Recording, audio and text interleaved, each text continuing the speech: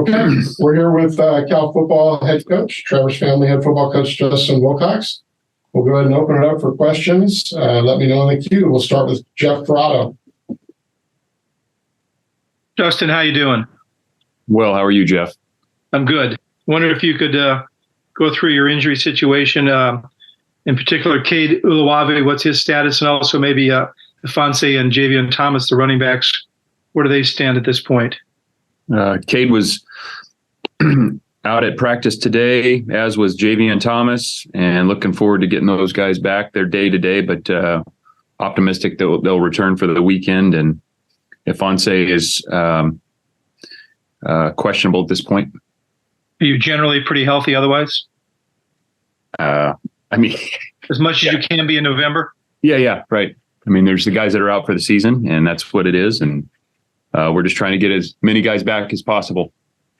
Thank you. I'll go to Steve Kroner from the San Francisco Chronicle.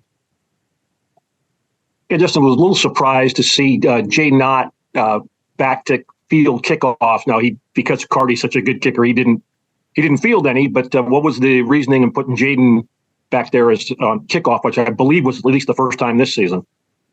Yeah, just another opportunity to get him a ball, and something we may continue to do. You know, it's just kind of game plan oriented, but just another opportunity to get an explosive player the ball. Thank you. Okay, we'll go to Jake Curtis from Cal Sports Report.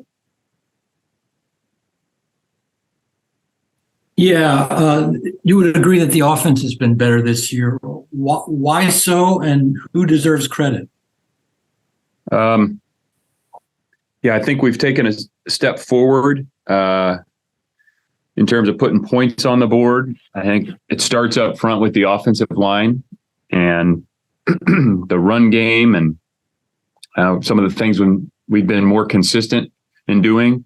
So in terms of the credit that's shared, I mean, the players, the coaches, and everybody, it takes a team to do that. But I think we've definitely improved in certain areas, and also got a lot of room for improvement in others. So I'm pleased with how the guys have kind of continued to work and learn and grow.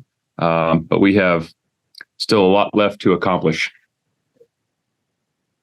Okay, other first round questions? Okay, we'll go back to Jeff Ferrado. Go ahead, Jeff.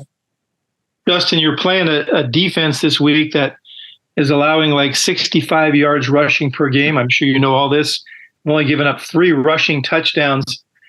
How good is that UCLA defense, and what makes them so good? Yeah, very, very good. At this point in the season, the stats bear it out. It's not like it's 2 games worth. I mean, we're on the last regular season game of the year. So they're very good. And, up front, they have some elite players, especially in the front. Doesn't mean their back end and their linebackers aren't good, because they are. But, the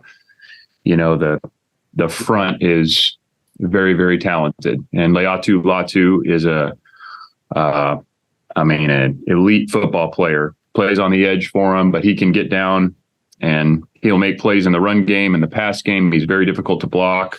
And then they have other edge players, and they got the guys on the interior, 93 and 58, 99, 95, big physical guys. And so they've, given people issues throughout the season. Is this the ultimate test for your O-line in the run game?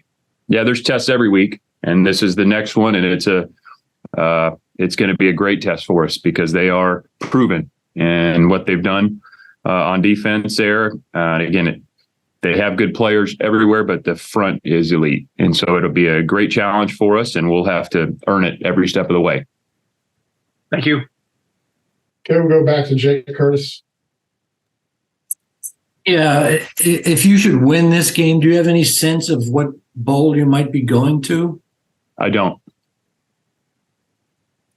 Are you aware that a 5-7 team conceivably could go to a bowl game? I'm not. Yeah, I'm not aware of all that. I'm just we're trying to get ready to play UCLA, and we got to go play great football so we give ourselves the best chance to win. So that's what we're focused on. Okay, we'll go to Thomas Dunn from Right for California. Good morning, Justin. A lot is made in the college football world about emotional lulls after big time wins. How has your team responded emotionally in preparing for UCLA this week, coming off the big game win? Yeah, it was a great win, and the guys celebrated it, and they should, and it means a lot to the team and the alumni, the Cal community. But I have certainly not noticed a lull in meetings and practice. If anything, it gives you even more energy. And so far this week, it's been great. And UCLA has probably put you in the unique situation of having to prepare for 4 different quarterbacks, considering who they played here in the last month. Just how many of them do you prepare for, and to what degree do you prepare for as many of them? Well, you prepare for what you think you're going to see, and they'll do a great job. There'll be some things and wrinkles. They have it every week. Last week, obviously with Ethan playing, he did a great job. Is it possible to see other quarterbacks? Absolutely. But, they'll do a great job with the quarterback that's in there. And, they have some really good players on offense, and they always will do a great job scheming. So we know it'll be a challenge, and then we'll have to adjust in game, regardless of who the quarterback is, based on, some of the themes we're seeing throughout the game, what they're doing. And they have some very, very good players at quarterback, and whoever's in there, we've got to be ready for. Thank you. Okay, we'll go back to Steve Croner, the Chronicle. Yeah, Justin, after the game on Saturday, Jaden had what I thought was a pretty poignant or good perspective on being a running back at Cal. He said something to the effect of, when we walk into the meeting room, there are jerseys of former Cal running backs, and those inspire us. So the 2-part question is, how does that work from the coach's perspective? And the second part would be, will Jaden Ott's jersey be up there at some point? Oh, that's 2 good questions. Well, we'd like to celebrate the players and coaches that have come before us, and so many great ones have been through here. And to know that it's our duty to represent them and what they've done here the best that we possibly can. And so when you walk in that running back room, I mean, as you can imagine, the jerseys that are hanging on the wall, it's an impressive group of people. And same with O-linemen and tight ends and kickers and punters and DBs. I mean, you can go down the list of the greats that have been through here. And so that is inspiring. And we want to recognize those players, and then, put it on ourselves to do our best. And Jaden's doing that right now. And will his jersey be up there? I don't know. We'll see. He's certainly a talented young guy. He's doing a great job. And it's just his second year here. He's got a very, very bright future. I thought last week, was a step for him. And it wasn't a game where, he had these, 50-yard, 60-yard, 70-yard runs, which we've seen from him at times, but he carried it 36 times for 166 and just, kept going. And it was great to see, because it was basically 1 out of every 2 plays he was getting the ball in some way, shape, or form. So I thought it was a great step for him, and we got high hopes for him, and I know he expects a lot from himself. Thank you. Okay, we'll go back to Jeff Frotto. Yeah, Justin, speaking of Jaden, at the end of the game, he broke loose. It looked like he was going to walk into the end zone. You guys are ahead by 12 at that point. If you'd walked in, you would have been ahead by 18 before the PAT.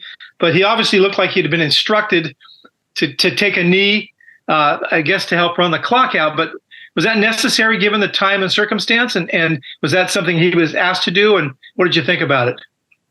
Well, going ahead by 3 scores, it's, with a minute and about a minute and a half left in the game, it's unlikely, to give up 3 scores in that amount of time. However, if you go into what we call church mode and take a knee after the earned first down, at that point, if the game's essentially over, you take 2 knees and the game is over.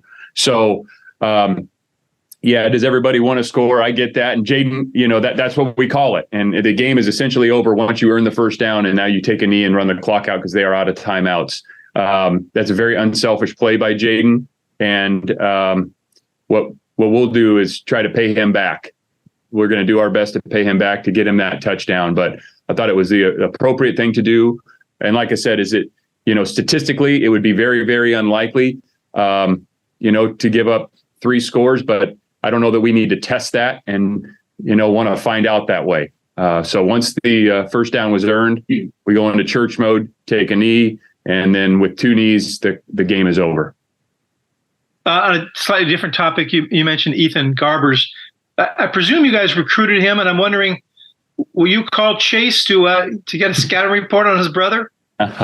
Yeah, we won't put Chase in that position. Remember meeting Ethan long ago when I first met Chase. We were recruiting him in that January of 2017. So he was a youngster then, but great family. And Chase did such a great job here. And I wouldn't put him in that spot though. He's doing well. I know he's playing, was with the Raiders there for over a year. And I text back and forth with him once in a while. I know he's down in SoCal and still doing some football. And I think he's playing a little golf, but I won't be asking him to get in the middle of this.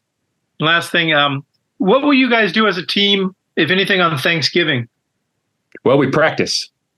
We're thankful to have practice. So we'll practice on Thanksgiving, and then we'll get them out fairly early so everybody can enjoy a Thanksgiving feast. And some guys will, families sometimes will come up and do that together. Some guys will go to the coaches' houses. We'll make sure everybody's got a place to go if they want to, and then maybe get an afternoon nap potentially and watch a little football. Is that the nap for you? I'd like to say so. It's just I have a hard time napping, so I could attempt a nap. I don't know that I'll be very successful in napping though. Thanksgiving is a good excuse for a nap, Justin. No, I think it's a great excuse. I would encourage everybody out there to get a nap on Thanksgiving, kind of in that kind of 3 to 4 o'clock range as the football's going on. But I struggle with naps. Maybe this year will be the year. All right. Thank you. Yeah.